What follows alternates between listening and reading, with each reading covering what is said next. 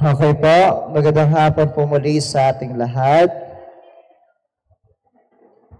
Settle down na po tayo. Ito pong second part ng atin pong pag-aaral ay, kumbaga ay practicum para tayo po ay matuto. Alam ko po kayo po, bawat isa po sa inyo ay sumasali na sa Lectio Divina. Tama po ba? Tayo po ay nakapagdasal na ng Biblia. Pero kayo po,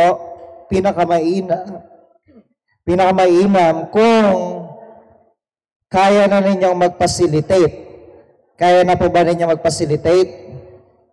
O baka hindi pa po. Kaya po, pag-aaralan natin, paano ba mag-facilitate ng Lectio Divina? Para po, kunyari sa inyong pastoral council, sa inyong kapitbahayan, kung gusto ninyong mag-Bible sharing, pwede ninyong gawin. Nung ako po ay seminarista, na-assign po ako sa Leyte. At alam po ba ninyo, nagulat ako kasi doon po sa bahay na tinirahan ko, pagkagising po sa umaga, madilim-dilim pa, mga 5:45 sa umaga, ginigising na po lahat ng miyembro ng pamilya. Yung apo, yung mga anak, lahat po magkakatipon po doon sa sala habang nakalatag pa po doon yung banig. At saka po mag-Lectio Divina. Magang-maga, nagle-Lectio Divina. Nagbabasa po ng salita ng Diyos. Nagba-Bible sharing. Yun pong pamilya. Napakainam po, di ba? Na sa umagang-maga, yun po yung una nilang mapapakinggan, salita ng Diyos. Maganda nga ako sa mga bahay po natin, nagagawa din po natin. Pero kung hindi pa natin kaya, pwede po itong personal na gawin. Pwede rin naman po sa mga kasama natin simbahan, sa kapit, bahayan. Para maging instrumento po ng pagbubuklod ng magkakapit bahay, ng pamilya, para mapahinggan po natin ang salita ng Diyos. So ito po yung tinatawag na Lectio Divina. Ano ba yung Lectio Divina? Mula po sa dalawang salita. Yung una pong salita, Lectio, ibig sabihin po pagbabasa, Divina, divine o banal. Kaya nga po, ibig sabihin po ng Lectio Divina, ito po, mapanalangin pagbabasa ng Biblia. Kasi pwede naman po nating basahin yung Biblia na parang nagbabasa ka lang ng comics, parang nagbabasa ka ng nobela. Pero hindi po, kasi salita ng Diyos yun eh. Kaya yung pagbabasa po ng Biblia, kailangan mapanalangin. At yung pagbabasa nga po ng Biblia, hindi lamang po siya chapter 1, chapter 2, chapter 3, hanggang sa matapos ka. Kung hindi, pagdinilay. Kaya po, pipili ka halimbawa ng isang Bible passage, pagninilayan mo sa iyong buhay. Hindi lamang basta nabasa mo, yun na yun. Hindi pagnilayan mo, ano bang kaugnayan nito sa buhay mo? Ano ba ang mensahe sa iyo ng Diyos? Kasi baliwala kung babasahin lang po natin na parang kwento, pero hindi naman tumimo sa ating pong puso. Kaya po maganda ito po ang tinatawag na Lectio Divina. So ano ba yung Lectio Divina? Ang Lectio Divina o banal na pagbabasa ay isang mapagnilay na paraan ng pagbabasa ng Biblia. Nagmula pa ito sa mga unang siglo ng simbahan, nagpapatuloy pa rin ito bilang daluyan ng malalim na paglagong espiritual. Ito ay ginagawa sa 4 na hakbang. Para hindi niya na po pinipicturan at di na po kayo magsusulat, bibigyan ko po kayo ng kopya. Bibigyan po kayo ng kopya pero 5 pesos po isa. Pamigay na nga po natin yung copy. Sagot na po yata ng parokya. Pwede rin po kayo kumuha para sa inyo pong mga kapitbahay. Kumontak lang po kayo kila Ate Christy, kila Ate Marites, kila Ma'am Ellen, ayan. sa Bible Apostolate po.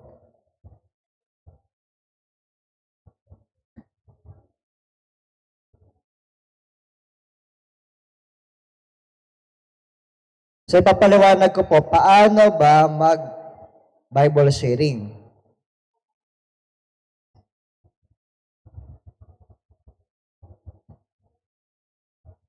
I-fold po ninyo sa gitna po. Parang booklet po yan. Booklet. Number 1. Ano po yung number 1? Leksyo. Sa Tagalog, pagbasa. What does the text say? Ano ba pinapahayag ng salita? Mapanalangin pagbabasa ng salita ng Diyos. Dahan-dahan at buong galang upang bawat salita ay tumimo sa kamalayan. Kumbaga, titingnan po muna natin kung ano ba yung sinasabi ng text mismo bago ka mag-interpret. Kasi minsan, ginagawa natin, nai-interpret na po natin, hindi pa natin nababasa yung teksto. Ano ba yung sinabi sa teksto?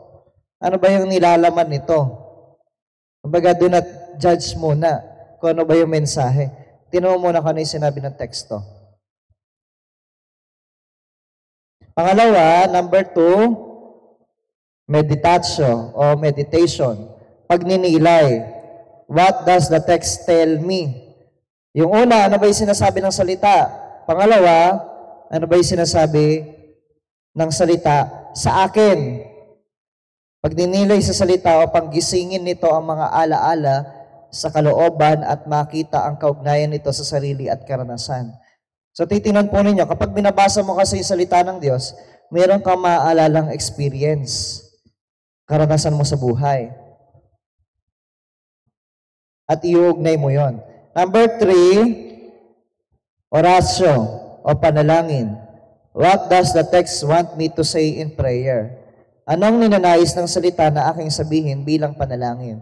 So pwede pagdarasal ng pasasalamat, paghihingi ng kapatawaran, pagpapakumbaba, kahilingan, o tugon sa tinanggap na biyaya sa pagninilay ng salita.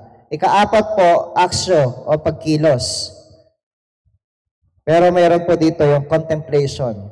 Kaakibat po yan ng pagkilos. What does the text want me to do? Anong ninanais ng salita na aking gawin? So hindi naman po pwedeng tagapakinig nga lang ng salita. Kailangan tagagawa din. Sabi nga po kanina sa James 1, chapter 1, verse 22. Huwag ka lang maging tagapakinig, kundi tagagawa. Ano ang bunga ng mapanalangin pagbabasa na nagbubunsod para sa gawa ng kapayapaan, pagkasundo, katarungan, pag-ibig, kagalakan, pagkapatawad, habag, etc. So ito na po yung process. So kung kayo po nagkakatipon na halimbawa, pwede po, kung kayo po magkakapitbahay, 2 or 3, sa katunayan, pwede na nga eh. Pero maganda po, nasa 5, 7, kada isang grupo. Kayo muna ay aawit. Pero ito pong awit na to ay pwede namang optional. Pwede rin namang di kayo umawit. Pero maganda po kasi para ma-dispose tayo. Nilagay ko po dyan yung thy word o kaya naman po, come Holy Spirit. Pagkatapos po, pambungad na panalangin. Makikita po ninyo yung atin pong guide, mayroon pong nakadivide na ito pong yellow sa blue. Yung yellow po, yun po yung mga instruction. Yung blue po, yun po yung mga sinasabi. Yun po yung sasalita ninyo ng facilitator. So, ang sabi sa instruction, aanyayahan ng Espiritu Santo upang magsilbing liwanag, upang maunawaan ang salita ng Diyos at makita ang kahulugan nito sa buhay. So, ito po yung pagdarasal. So, pwede sama-sama kayo, sabay-sabay na magdarasal. Pagkatapos po, sabi sa instruction, basahin ng mapanalangin ang talata, unawain ang sinasabi ng pagbasa, hayaan itong tumimo sa puso at isipan. Itong pong facilitator, sabihin niya, pag nilayan natin ang salita ng Diyos mula sa Ebanghelyo ni San Lucas, halimbawa, tayo ay pangungunahan ni Sister Marites, halimbawa. Ayan po. Pagkatapos nun, instruction, manahimik sa loob ng 3 hanggang 5 minuto. Hayaang mangusap ang binasang salita ng Diyos sa iyong mga karanasan. Nasasabihin po nung facilitator, manahimik tayo ng ilang sandali at hayaan nating mangusap ang Diyos sa atin. Mahalaga po itong pananahimik. Kasi sa pamamagitan po ng pananahimik, dito po nagsasalita yung Diyos. At dito ka nakakapagnilay. Kaya wag po ninyong skip yung silence. Kasi ang sabi, God speaks in silence. Kasi minsan, hindi na po tayo marunong tumahimik. Tuloy-tuloy na lamang po yung ating pagninilay. Pagkatapos po noon, mayroong muling pagbasa. Uulitin mo yung pagbasa. Ngayon ay muli nating basahin at pagnilayan ng salita ng Diyos. Tayo ay pangungunahan sa pagbasa halimbawa, si Sister Christy naman. Halimbawa lang po. So, yan po yung instruction. Basahin ng muli ang talata. Muli ito ay gagawin ng dahan-dahan at mapanalangin. Pagkatapos po, pagninilay uli. So, 2 beses po ay magtatahimik. Sabihin po nung facilitator, muli tayong manahimik at pagnilayan ng mga salitang ating napakinggan. Sa pagninilay ating tukuyin kung anong salita, parirala o pangungusap ang nakaantig sa atin. So sa pangalawang pagbabasa, titingnan na po ninyo, meron bang nakaantig sa akin dito? Ano ba yung salita na natatangi sa akin? Ano ba yung salita na parang may dating sa akin o pangungusap? Tapos tanungin mo sa sarili mo, bakit kaya? Ano ba yung karanasan? Pagkatapos po noon, kayo po sa grupo, ito yung instruction, mapanalangin babanggitin ng bawat isa ang mga salitang nakabagabag sa kanyang puso at isipan. Sasabihin po nung facilitator, ngayon, isa-isa nating babasahin at nang malakas sa tape mga salitang nakapukaw sa atin. So halimbawa, nakaikot po kayong ganyan. Nakaantig sa yung salita ay tumutupad. So sasabihin mo yan, tumutupad. Pwedeng 1 beses, pwede 3 beses. Yung katabi mo naman, sasabihin niya, salita ng Diyos, salita ng Diyos. So hanggang sa kayo po, sa grupo, ay mabanggit yung salita na yon. Wala po munang sharing Wala munang sharing. Basta paikot, sasabihin po ninyo yung salita na nakaantig sa inyo. Sa ato na yan, maganda po yung paikot na gano'n Kasi minsan merong mga salita na parang di mo naman nadinig. Pero sinasabi nung katabi mo na nakaantig sa kanya. O kumbaga, parang nauulit-uli sa iyong consciousness yung salita. Pagkatapos po nun, ating pakinggan ang pagbabahagi na ng bawat isa. So magbabahagi na po yung pong group. So, share. Ano ba yung isa-share? Simple lang po yung isa-share. Una, ano yung salita? Pangalawa, bakit? Bakit yun ang napili mo? Yun lang po. Yun lang yung isa-share mo. Tapos, kung meron kang karanasan na nakaugnay nun, karanasan mo, hindi karanasan ng ibang tao. So, yun lang po yung isa-share. Ano po? Kasi kadalasan, kasi ako, mula nung bata ako, yung magulang ko, ganito, ipinanganak ako, nung grade 1 ako, nung grade 2 ako, nung ako yung nag-high school, 80 years old na. Yun po matatapos. Kaya yun lang po isa-share. Una, ano ba yung salita? Pangalawa, bakit ba nakaantig yun? Sa katunayan, kapag ganun lang po yung sharing, sapat na po yan. Kung 2 minutes o 3 minutes bawat isa, okay na po yun. Yung 5 minutes nga pa, mahaba na po yun So, ganun lang po yung sharing para lahat po ay makapag-share. Kung meron naman po ayaw niya mag-share, di okay lang. Kasi nga po, maaari hindi pa siya handa na mag-share. Silent lang po siya, makikinig lang po siya. Pero meron pong paalala. Una, makinig ng mabuti sa bawat nagsasalita. Anong ibig sabihin po ng nakikinig? Nakatingin ka sa kanya, tapos nakabukas yung tenga mo. Pangalawa, iwasang paghandaan ng iyong ibabahagi habang may nagsasalita. Minsan kasi, habang may nagsasalita, ano kayo i-share ko? Maganda, yung i-share ko, yung mas maganda sa shinare niya, para ako yung ako yung may iyak sila sa mga shinare ko. So, wag po yung ganon. Pag dumating sa'yo, saka ka mag-share. Kapag wala pa sa'yo, makinig ka lang po doon sa Kasi baka may mensahe sila na matututo ka rin. Pangatlo, iwasan pong punahin ang binabahagi ng iba. So, hindi po tayo nariyan para magpayo. So, wala pong magpapayo. Ay, kumari, mali yung sinasabi mo. Hindi tama yan. Dapat nagpapatawad ka. Dapat yung mga anak mo, dinidisiplina mo nang hindi lumalaki ng ganyan. Tinan mo nga, napapala mo. So, wala tong mga comment. Tungkol lang sa sarili mong buhay. Masunod po, ang bawat pagbabahagi ay personal.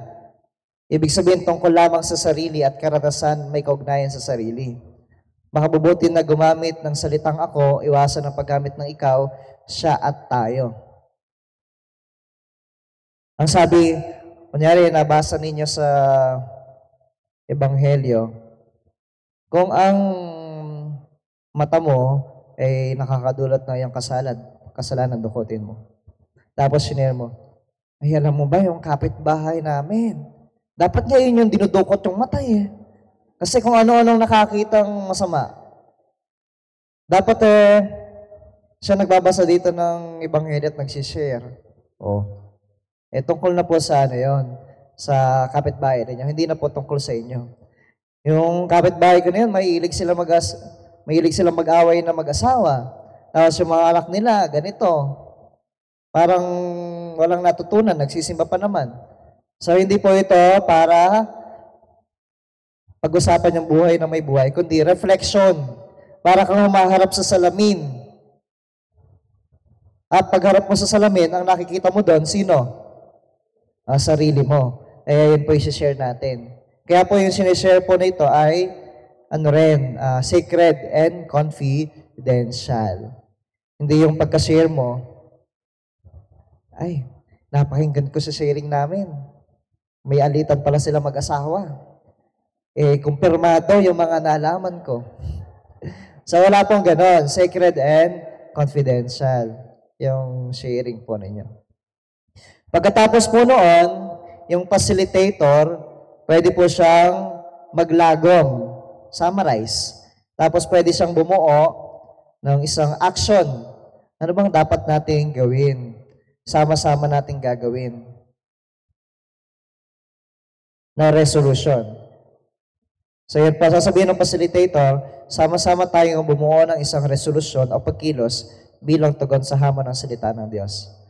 Pagkatapos, pwede pong magdasal ng personal prayer, yung mga intention po ng bawat isa, maaaring itaas sa panalangin, tapos dadasalin ng Ama namin, at saka po yung pangwakas na panalangin, at saka po pwedeng umawit ng pangwakas.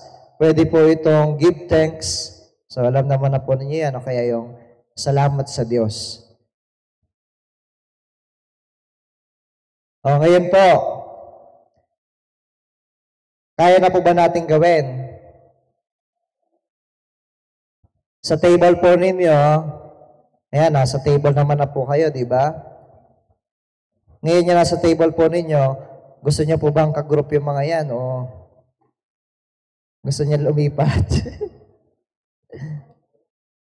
Sa mga kung gusto niyo lumipat, pwede po. Sa mga walang katabi.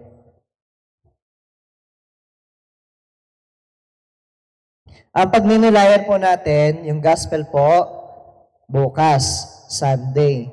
So, pakibukas po yung inyo po mga Bible.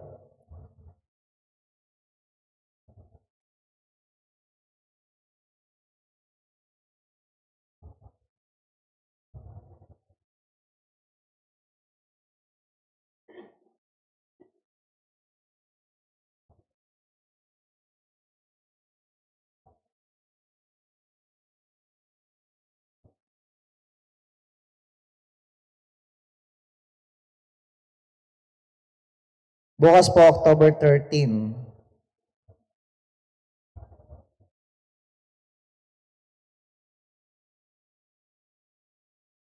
Ito na lamang pong mas maikling version. Marcos 10:17 to 27.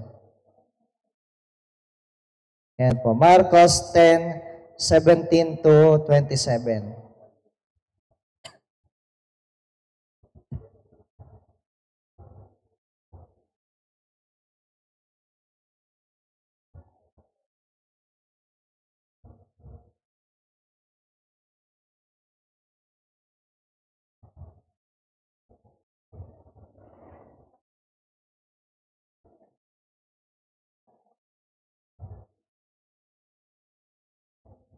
Ngayon po, ang gagawin po natin, pang kalahatan, para sabay-sabay po tayo.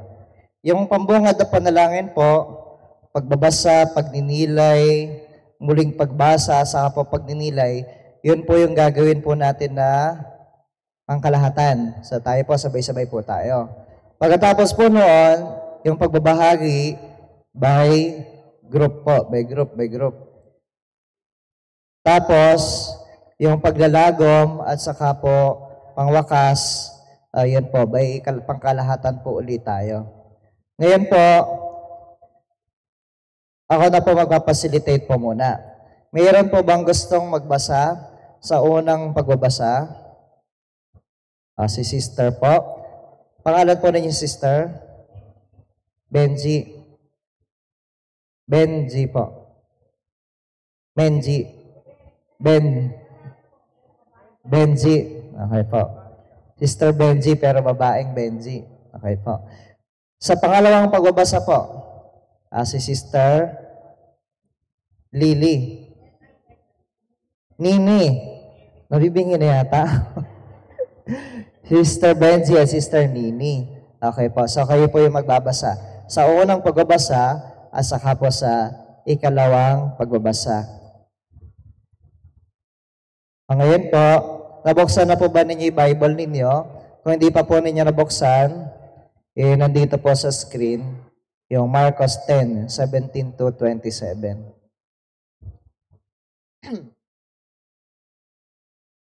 Magsitayo po ang lahat.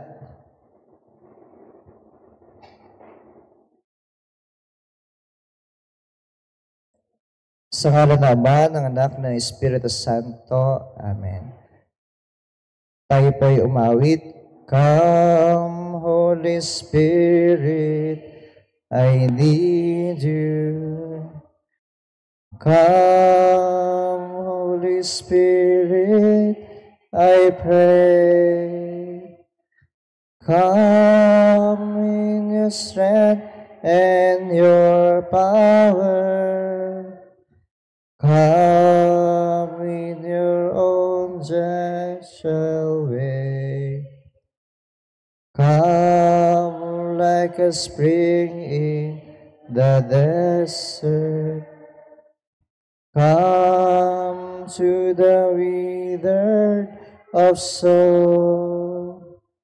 Lord, let your sweet healing power touch me and make me whole.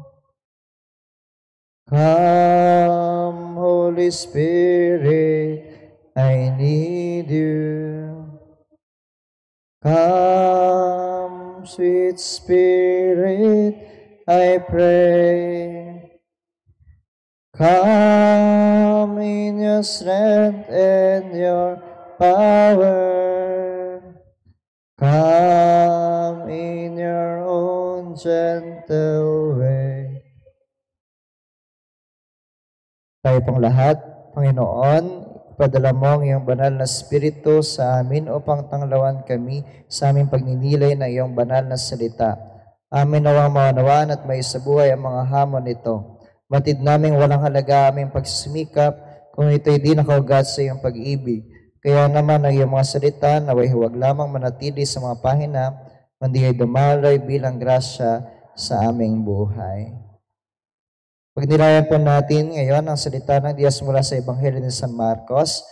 Tayo po ay pangunahan sa pagbasa ni Sister Benji.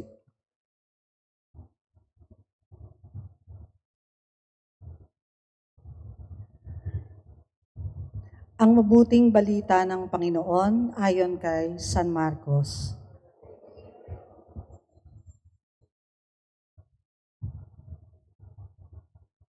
Noong panahong iyon, habang paalis na si Jesus, ay may isang lalaking patakbong lumapit.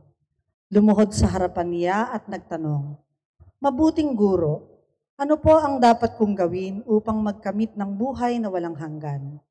Sumagot si Jesus, "Bakit mo ako tinatawag na mabuti?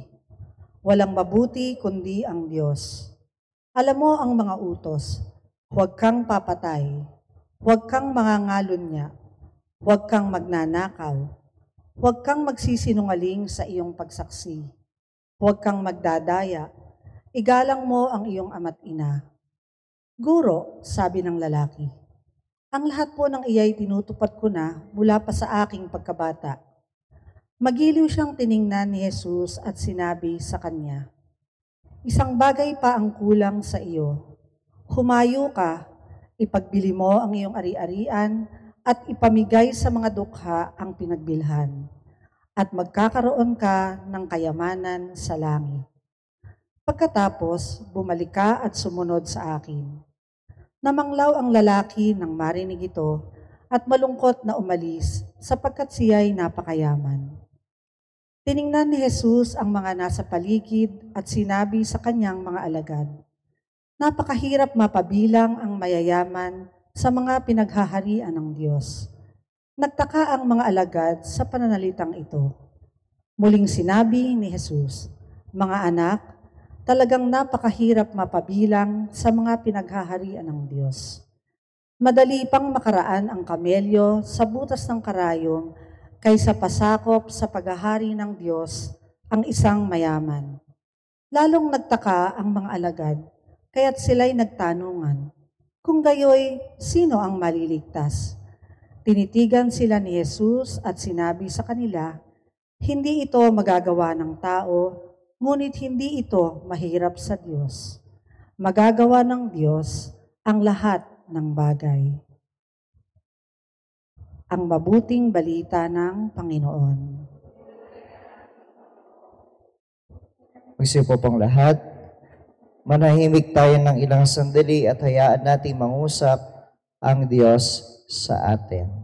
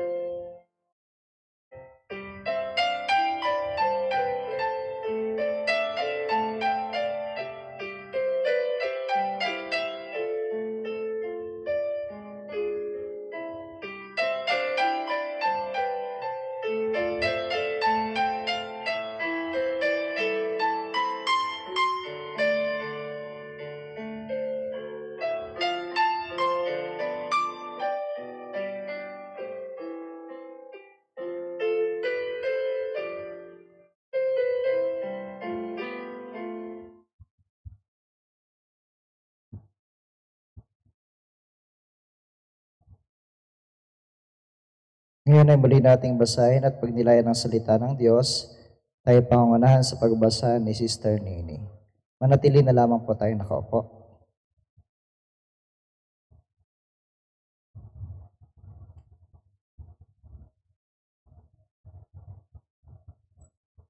Ang mabuting balita ng Panginoon ayon kay San Marcos.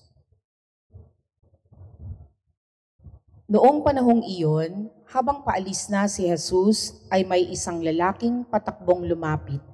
Lumuhod sa harapan niya at nagtanong, "Mabuting guro, ano po ang dapat kong gawin upang magkamit ng buhay na walang hanggan?" Sumagot si Jesus, "Bakit mo ako tinatawag na mabuti? Walang mabuti kundi ang Diyos.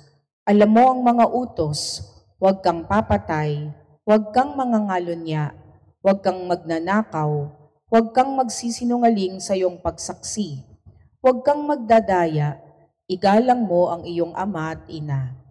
"Guro," sabi ng lalaki, "ang lahat po ng iyay tinutupad ko na mula pa sa aking pagkabata."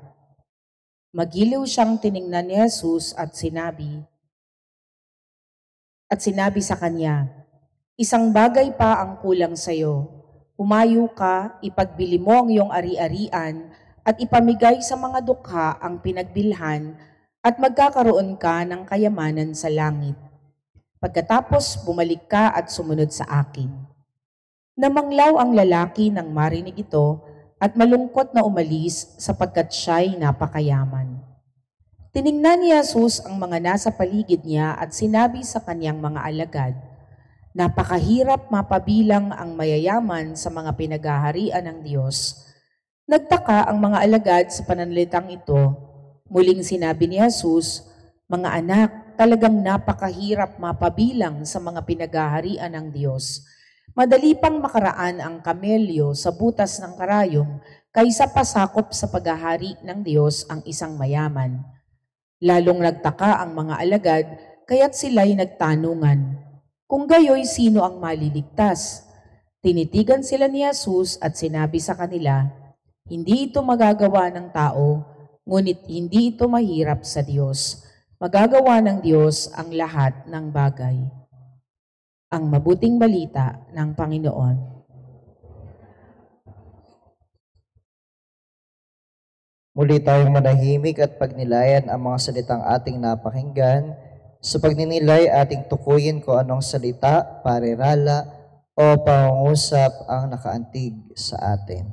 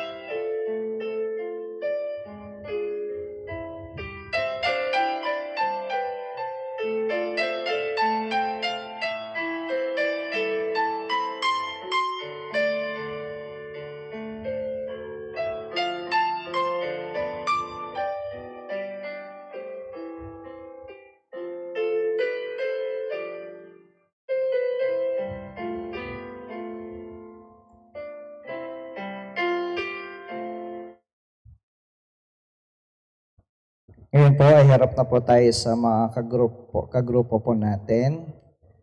Sa mga kagrupo natin, unang round po, first round, isang ikot po. Ano yung salitang nakaantig sa'yo? So babanggitin lamang po ninyo ano yung salitang nakaantig. Tapos, susunod na, susunod, hanggang sa makaikot po. Pagkatapos po noon, saka po sa sharing.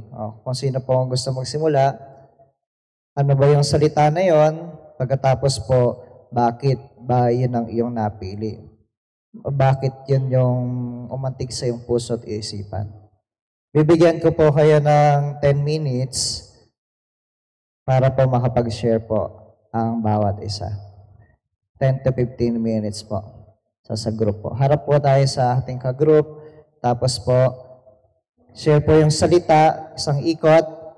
Sa pangalawang ikot po, yung sharing po natin. Okay po.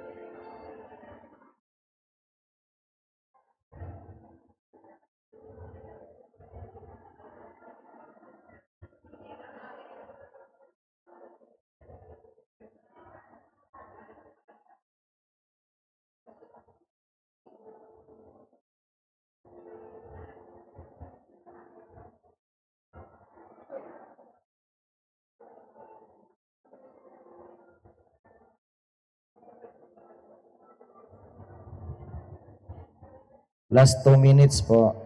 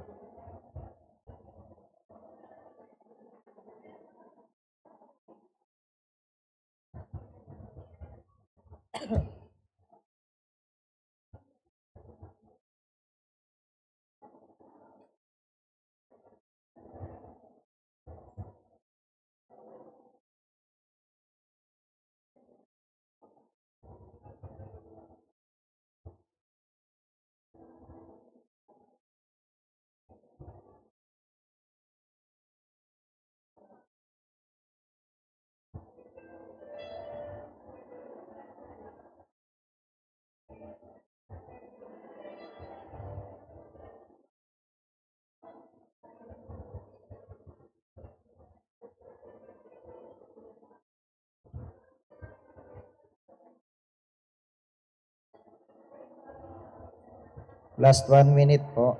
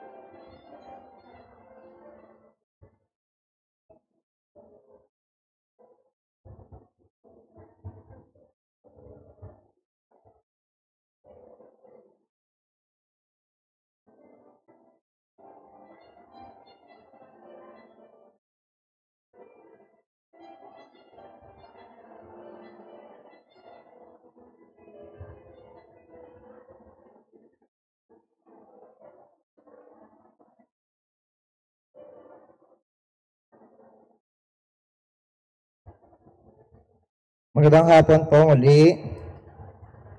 Ngayon po, kukuha po ako sa inyo ng 2 or 3 na pwede po mag-share dito sa harapan. Nung isinare po ninyo, hindi po yung sinarinig ninyo Yung isinare po ninyo, kung pwede po ninyo ibahagi sa grupo, maikli lang po. So, 2 o 3 po na gusto mag-share. Baka po may gusto mag-volunteer. Ayan po si sister. Kung ano po yung nakaantig sa inyo at bakit? Ano po yung nakaantig at bakit? Ate, kataba mo ngayon. Tatandaan mo ako sa Bantog, Bulala. Magandang hapon po sa ating lahat. Ako po ay taga Bantog, Bulalo, barangay. Ako po ang taga-alaga ng barangay chapel namin doon. Si Sister Linda po ang pangalan ko. Ang nakaantig po sa akin sa Bible reading ay magagawa ng Diyos ang lahat ng bagay. Yung last part po. Kasi po ako ay galing sa isang napakahirap na pamilya. 10 kami magsasaka. Nagtatanim kami magkakapatid sa bukid namin. Mula grade 1 ako hanggang grade 6. Ngayon po, iniyakan ko ang Diyos. Alisin mo po ako sa putikang ito. Sabi ko kay Lord, gusto ko pong mag-aaral hanggang college na imposible dahil mapakahirap namin.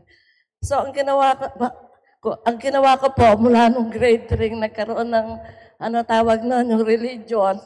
Di po ba grade 3 sa amin sa Gapan yung katekismo.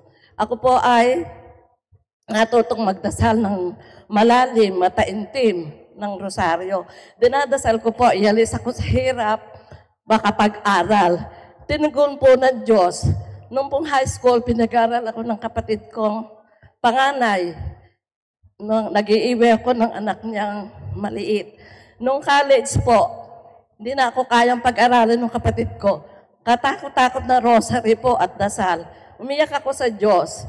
Nung paglabas kong minsan, dyan sa katedral, nakasabay ko po yung madre ng CI. In-approach ko po na mag-working student ako. Tinanggap po ako sa CIC. So ako po ay naging working girl. Libre pagkain, libre bahay, libre tuition fee. Palakpakan niyo po si Lord. Ang kaharap niyo po ay pinag-aral ng Diyos. So ngayon po, nung natapos na, Lord, paano ako magtatrabaho? Wala akong kilalang mayaman. Wala akong kilalang powerful na taong politiko para ako gawing backer. Dasal na naman. Sinikap ko pa rin humanap ng trabaho. Si Mrs. Liwago, doon sa Cabanatuan City Rural Bank, buhay pa noon. Naglakas loob po akong nag-apply.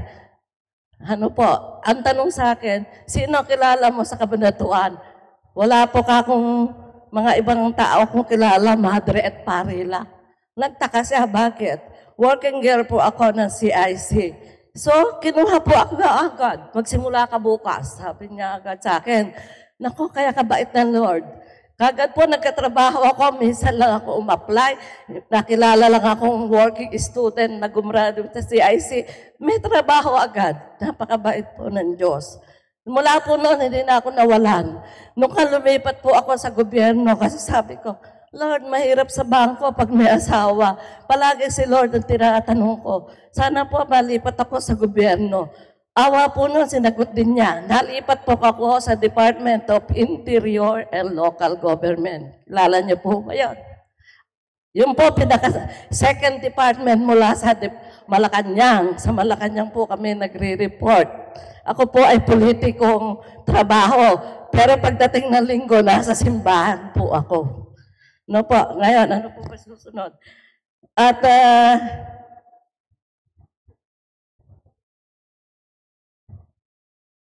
bilang ganti po, dahil may maganda akong trabahong binigay ni Lord, nag-serve po ako sa Kanya. Dahil member nga po ako ng Barangay Pastoral Council, Worship Committee dati, naging Evangelization Committee, tapos caretaker ng chapel. Pumasok, dati Couples for Christ, nung buhay yung asawa ko. Ngayon po ay biyuda na ako. Pagkatapos ng Couples for Christ, nagkatekista po ako. Pagkatapos ng katekista, niligawan ako ng Legion of Mary. Legion of Mary pa rin po ako ngayon sa kasalukuyan. Yung pong pagsaserve na yan sa 3 organisasyon, ang bayad po rin ko po sa Panginoon. Yun lamang po. Maraming salamat. Maraming salamat po. Meron pa po isang gusto mag-share? Nakaantig po sa kanya at bakit?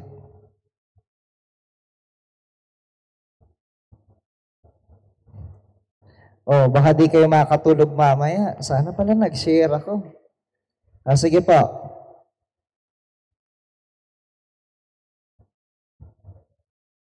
Ngisi-ngisi po kayo. Sige po si brother.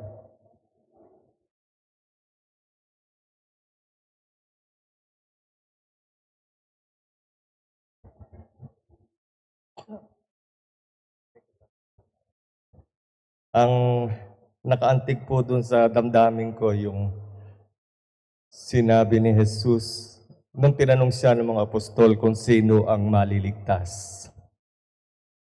Ang sinabi ng Panginoon, hindi ito magagawa ng tao. Pero hindi ito mahirap sa Diyos. Sa unang tingin, para pong nakalulungkot, hindi po ba?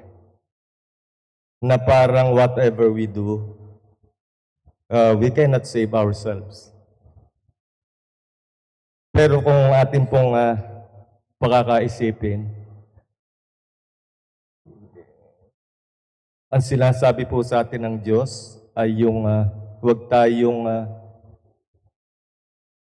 mag-rely sa sarili nating kakayanan. Huwag natin ipagmalaki na ginagawa na natin ang lahat. Sumusunod tayo sa lahat ng utos ng Diyos, katulad nung binatang mayaman, na sa huli ay tumalikod din dahil sa sobra ang kanyang kayamanan. Marami kasi po tayong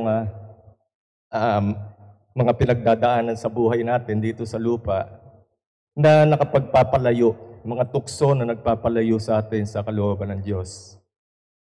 Yung pagnanais natin ng material na bagay, yung kapangyarihan, yung katanyagan,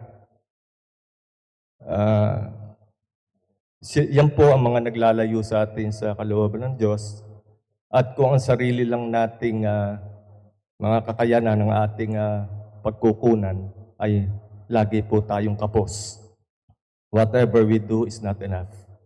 Kailangan po natin sa huli yung pagmamahal, yung pagpapatawad, at yung grasya ng Diyos. Yung pagkalooban tayo ng pangunawa, malaman natin kung ano yung tamang daan patungo sa ating kaligtasan. At sa huli, ang Diyos ang magbibigay ng kaligtasan, hindi po tayo.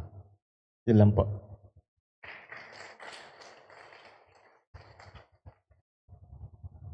Maraming salamat po. Baka po may gusto pang humabol na isa? Apa si sister?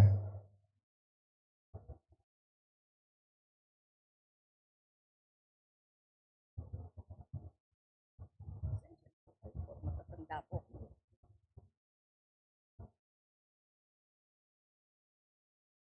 Magandang hapon po sa ating lahat. Pasensya na po kayo, sinasamantala lang po ng matatanda, baka pagsarhan na sila ng pilon. Kaya nagsasalita na po yung matanda. Ang nakaantig po sa akin doon, ang sabi ng yung, sino ba yung kung paanong papasok sa kaharian ng langit. Ang sabi po ni Jesus, ibenta mo ang iyong yaman at sumunod ka sa akin. Sa akin pong pangyayari sa buhay ko, dahil ako po nung magre-retire, para na po akong mamamatay. Dahil na-stroke po ako 2014 March. Nag-retire po ako January 15, 2015. Ang lakad ko po ay penguin. Penguin walk po ako talaga. At wag lang po akong maganon. Nagpo-fall po ako flat on the floor.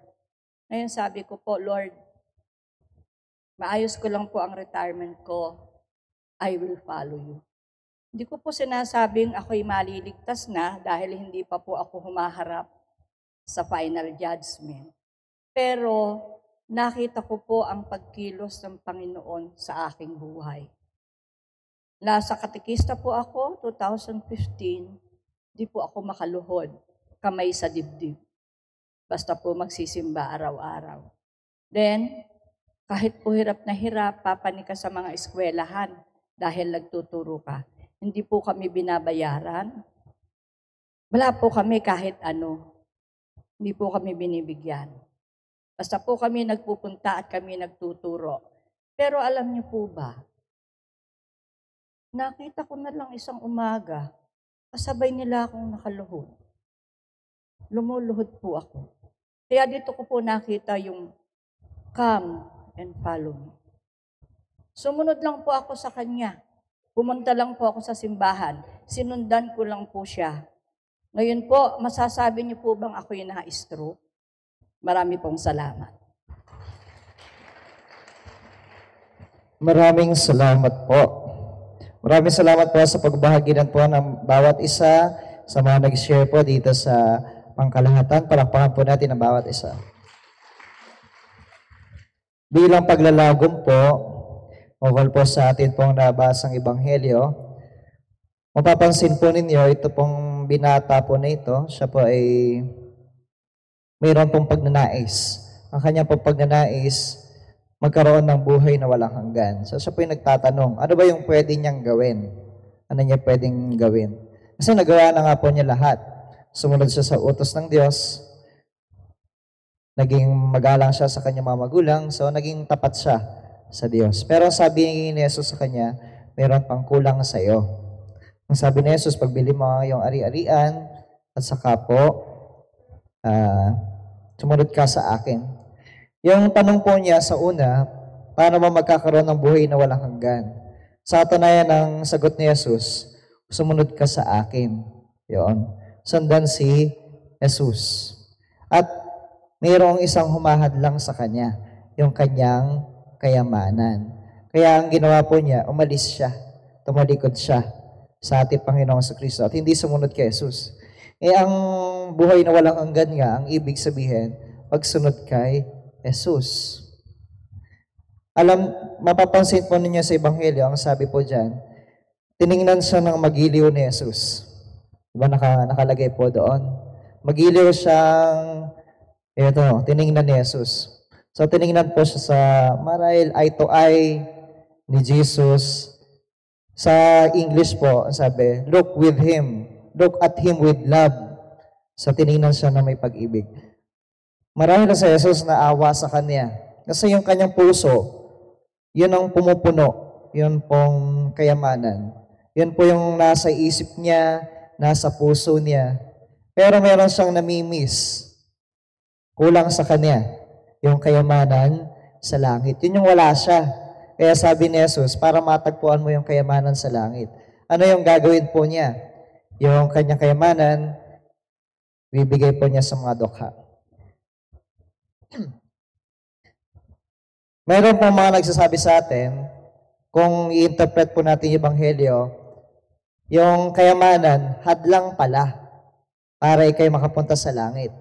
Para ikay magkaroon ng buhay na walang hanggan. Pero kung susuriin po ninyo, hindi. Hindi. Kasi yung kayamanan, ano po yan? Neutral po yan.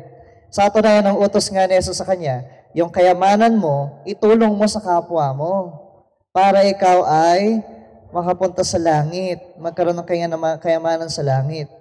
Yung kayamanan mo, huwag maging hadlang. Sa halip, itulong mo. Tumulong ka sa mga mahirap. Kadaming mahihirap. Bigyan mo naman sila ng kayamanan mo. Hindi niya magawa. Hindi po niya magawa. Kaya po yung kayamanan ay maaaring maging hadlang kapag yung puso mo, yun po yung yun yung pumupuno sa iyo. Kaya po yung tao na ito, nung namili siya, si Jesus ba o yung kayamanan niya? Pinili po niya, kayamanan. Yun po yung pinili niya, kayamanan. Meron po dito isang phrase na parang mahirap isipin. Malungkot sapagkat siya'y napakayaman. Posible pala yun. Napakayaman mo pero malungkot ka. Kasi iniisip sa kasalukuyan, pag mayaman ka, masaya ka. Ang dami mong pera. Di ba? Yung mga estudyante po, minsan tinatanong ko, ano ba yung pangarap mo sa buhay? Ano ba yung gusto mong maging?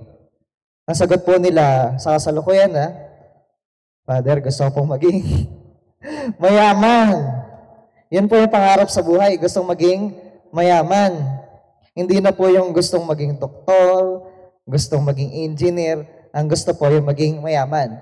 Pero ang tanong, kapag ikaw ba yung naging mayaman, magiging masaya ka na ba? Hindi po. Sabi ko po sa mga bata, mas magandang sabihin ninyo, pangarapin ninyo, magkaroon ng magandang buhay. Magandang buhay. Kasi hindi ibig sabihin, mayaman ka, maganda yung buhay mo. Tama po ba? Meron pong mayaman, miserable ang buhay. Meron din naman mahirap, miserable din yung buhay, di ba?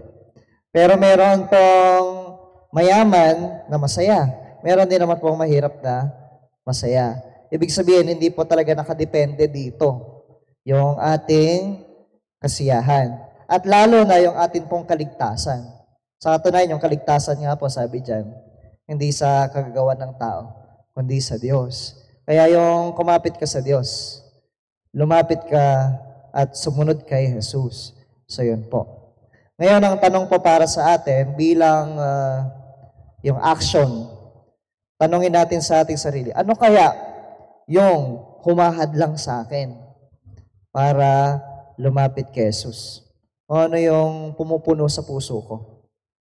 Baka meron pang humahadlang. Yung tinatawag po ng mga attachment. Ano ba yung attachment na yun na humahadlang sa akin? Ngayon, ang challenge ni Jesus, bitawan mo. Bitawan mo.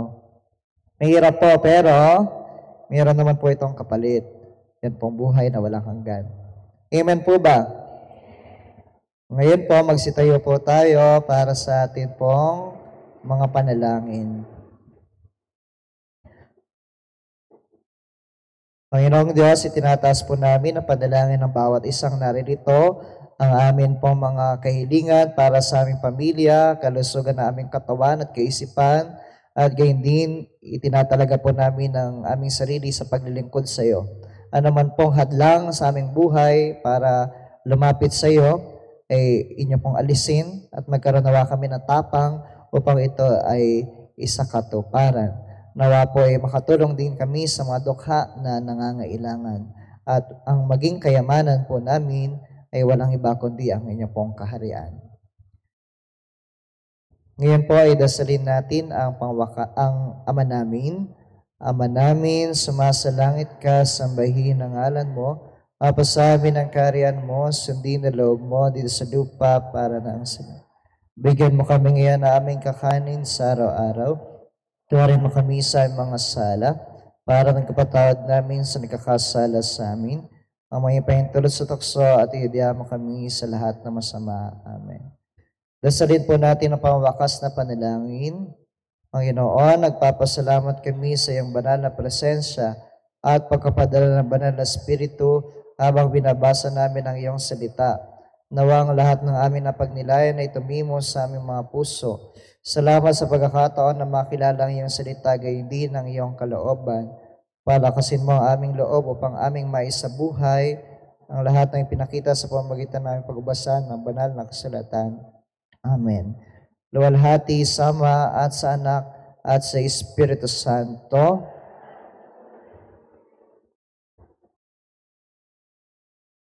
Ngayon po ay atin pong awitin ang Give Thanks.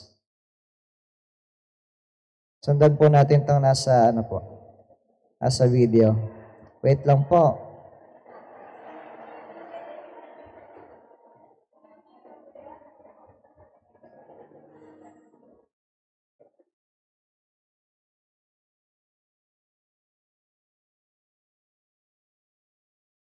Sasayaw po kayo, ha?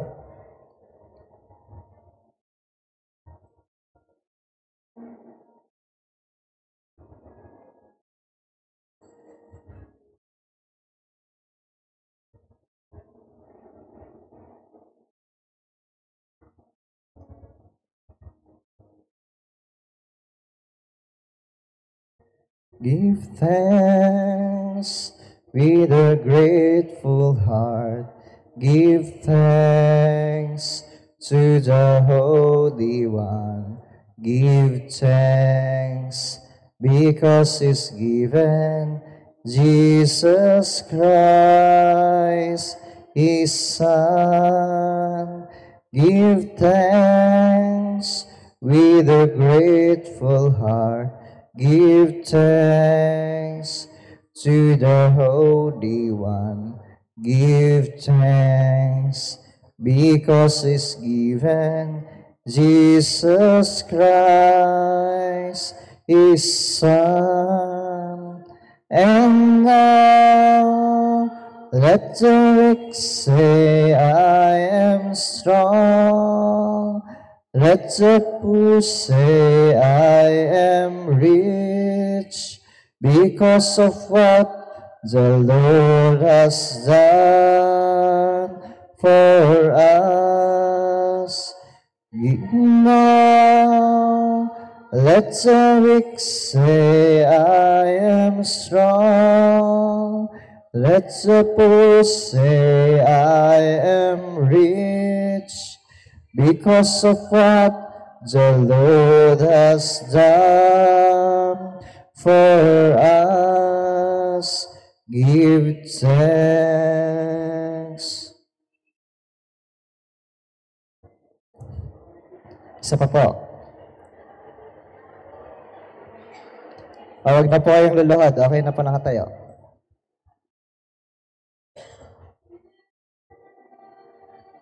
With a grateful heart, give thanks to the Holy One.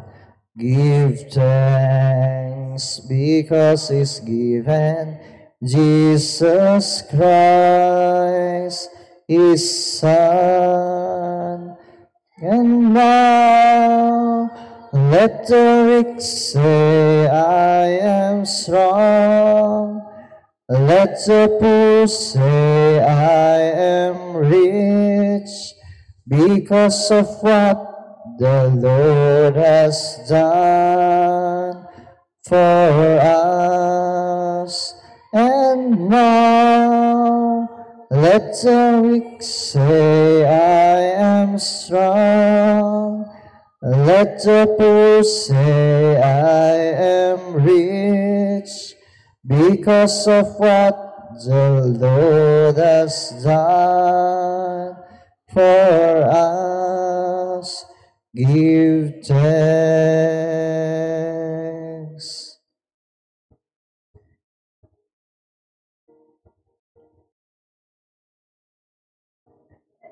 Give thanks. Maraming salamat po. Palakpakan po natin ang bawat isa. Okay po, yun po ang Lectio Divina. At doon din po nagtatapos ang atin pong seminar sa banal na kasulatan. Maraming salamat po. Palakpakan po natin ang bawat isa.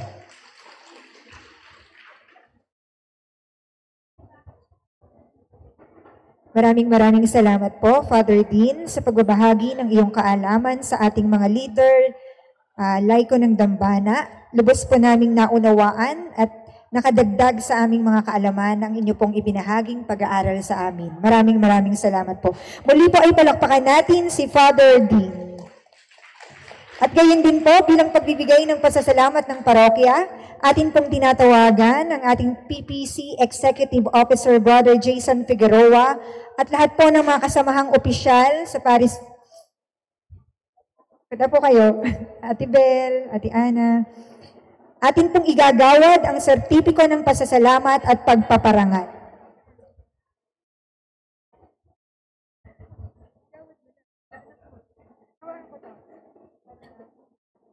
Okay. Basahin po natin ang nilalaman ng sertipiko. Diocese of Cabanatuan, Parish of Our Mother of Perpetual Help, Cabanatuan City, Province of Nueva Ecija, Certificate of Appreciation and Gratitude. This certificate is awarded to Reverend Father Dean Jerome C. Cruz in recognition of his invaluable contribution as speaker and facilitator in the session, an introduction to sacred scriptures and Lectio Divina for our parish lay leaders. His dedication and expertise have significantly enriched our parish community, equipping our lay leaders with essential human relationship skills that will empower them to serve with greater confidence and effectiveness. We express our heartfelt gratitude for his time, effort, and commitment to fostering growth and unity within our parish. Given this day, 12th day of October 2024, at our Mother of Perpetual Help Parish, Cabanatuan City. Signed, Reverend Father Michael F. I. Veneracion, Parish Priest.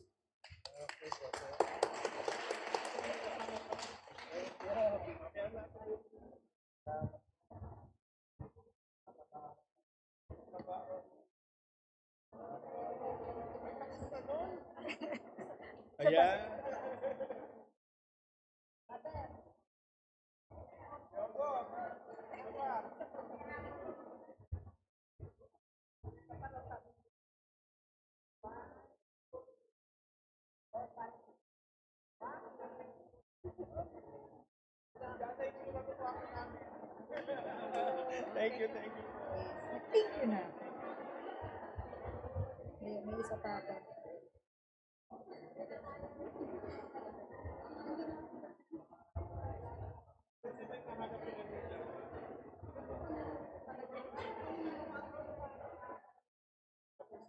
Closing prayer na. Oo na.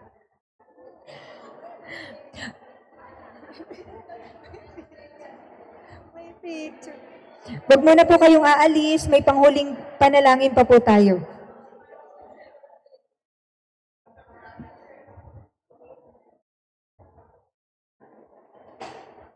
Para po sa ating panghuling bahagi ng ating programa, inaanyahan po ang lahat na tumayo at tayo po ay pangungunahan sa pangwakas na panalangin ng ating kapatid na si Sister Marites Hamlas.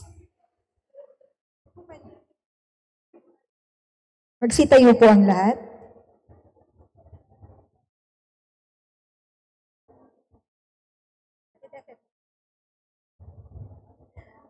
nakaloko nitong mga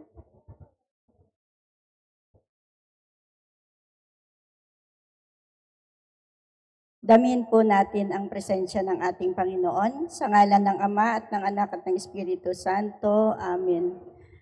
Mahal naming Panginoon, kami ay nagpapasalamat sa biyaya na iyong ipinagkaloob sa bawat isa na naririto. Salamat po sa iyong biyaya ng paglilingkod at biyaya ng buhay. Sana po ang lahat ng aming narinig sa paghuhubog na ito ay aming maisabuhay at aming magampanan.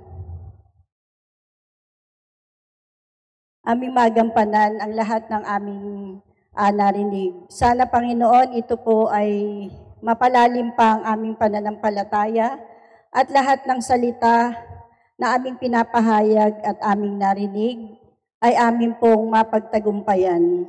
Panginoon, kami po ay ingatan sa aming pag-uwi at lahat po ng aming kasama sa aming pamilya ay ganun din po maging maayos po ang kanilang maghapon. Salamat po, Panginoon. Ang lahat po ng ito'y aming hiling sa pangalan ni Jesus na aming tagapagligtas. Amen. Papuri sa Ama, sa Anak, at sa Espiritu Santo.